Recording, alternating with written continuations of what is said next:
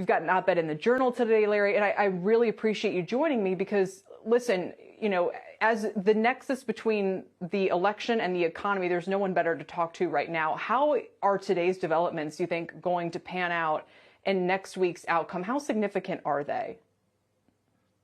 Well, first of all, I think the economy is doing very well. I agree completely with Diane Olick about housing. Any problem we have is on the supply side, not on the demand side. In fact, that's generally true about the whole economy. If states were open, we would be having we'd be in new territory. We'd be at a record high in terms of GDP. And, blue states have twice the insured unemployment rate as red states.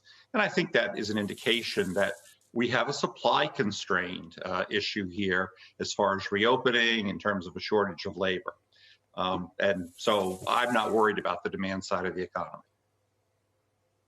So, Larry, one interesting point about this is that, even if that's the case, in other words, even if there's a lot of pent-up demand that's ready to go, now we have COVID spreading again. And I can tell you just anecdotally, there are people who were thinking, you know what, maybe I'm not. I've heard people all weekend saying, this might be the last weekend that I'm out. This might be the last weekend I go to restaurants. This might, the weather's turning, but there's also a sense that it's not going to be safe anymore. So, what happens if we get this effect where just as we're kind of getting this economic recovery, we're going back to kind of shut down light again, even if it's by choice? How much of a drag this could potentially be? A big drag, right? It could be. Our view, we've had a long-term view on this, and that doesn't change. Maybe because I'm an old guy and stubborn. Most pandemics end with an attenuation of the virus or better treatment. And right now, I think we're seeing both. Yes, cases are rising, but the death rate and the admission to the ICU rate continue to drop.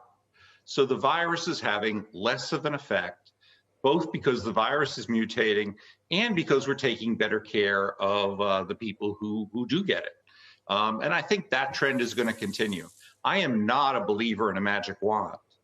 And oh, by the way, what we're seeing now in Europe, which went through an extreme lockdown, to me is proof that no, lockdowns are not the answer, period. So I think we have to rely on common sense, social distancing. Whenever I'm in a place that's indoors with a lot of strange people, I wear a mask.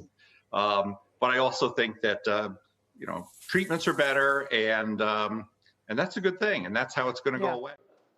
Shepard Smith here. Thanks for watching CNBC on YouTube.